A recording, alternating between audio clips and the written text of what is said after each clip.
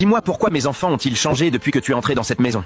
Ils sont seulement tristes, ils ont perdu leur mère, c'est normal. Ma femme est morte en mettant au monde notre troisième enfant. Je l'ai enterré, le cœur déchiré par le chagrin. Je suis rentrée à la maison où m'attendaient 3 petits-enfants. Camille, 4 ans. Lucas, pas encore 3 ans. Thomas, un nourrisson de 2 semaines. Ma mère est venue vivre avec nous pour m'aider. Chaque jour, elle répétait « Tu ne peux pas élever 3 orphelins tout seul. Tu dois te remarier. » J'ai longtemps refusé. Mais ma famille a insisté pendant des mois, jusqu'à ce que j'accepte. J'ai épousé une femme nommée Sophie. Elle semblait calme, douce, toujours souriante. Je la voyais s'occuper des enfants avec attention, et mon cœur s'est apaisé. Je me disais, louange à Dieu, mes enfants sont entre de bonnes mains. 45 jours après le mariage, je suis rentrée du travail. La table était dressée, le repas chaud. Camille et Lucas étaient assis dans un silence inhabituel. Nous avons dîné. Je les remerciais comme d'habitude. Plus tard dans la nuit, je n'ai entendu aucun bruit venant de Thomas. Je lui ai demandé, où est le petit? Elle a répondu calmement. Il dort depuis l'après-midi, il est tranquille aujourd'hui. Je suis entrée dans sa chambre. Il était immobile. Je l'ai touché. Son corps était froid comme la glace. Je l'ai porté en courant à l'hôpital. Le médecin m'a annoncé qu'il était décédé. J'ai enterré Thomas à côté de sa mère. Debout devant sa tombe, je pleurais. Pardonne-moi, je n'ai pas su le protéger. Ensuite, j'ai remarqué que Camille et Lucas s'affaiblissaient de jour en jour. Les médecins parlaient de faiblesse générale et de profonde tristesse. Je n'ai jamais vu chez Sophie un comportement suspect. Je pensais que c'était psychologique. Puis un jour, Lucas est tombé inconscient dans mes bras. Il a lutté quelques jours à l'hôpital. Puis, il est parti lui aussi. J'ai étouffé ma douleur. Dieu est plus miséricordieux que moi envers lui. Il ne restait plus que Camille, maigre, pâle. Une nuit, épuisée, je me suis endormie. J'ai rêvé de ma première femme. Elle me regardait avec reproche et disait « 2 sont partis pendant que tu étais aveugle. Protège la 3e avant de la perdre aussi. » Je me suis réveillée en sueur, terrifiée. Le matin, j'ai dit à Sophie que j'allais au marché. Je suis sortie par la porte principale, puis je suis revenue discrètement par l'arrière. Je suis montée sur le toit et me suis cachée au-dessus d'une ouverture donnant sur la cuisine. Et là, j'ai vu quelque chose que je n'aurais jamais imaginé. Quelque chose qu'aucun être humain ne pourrait concevoir.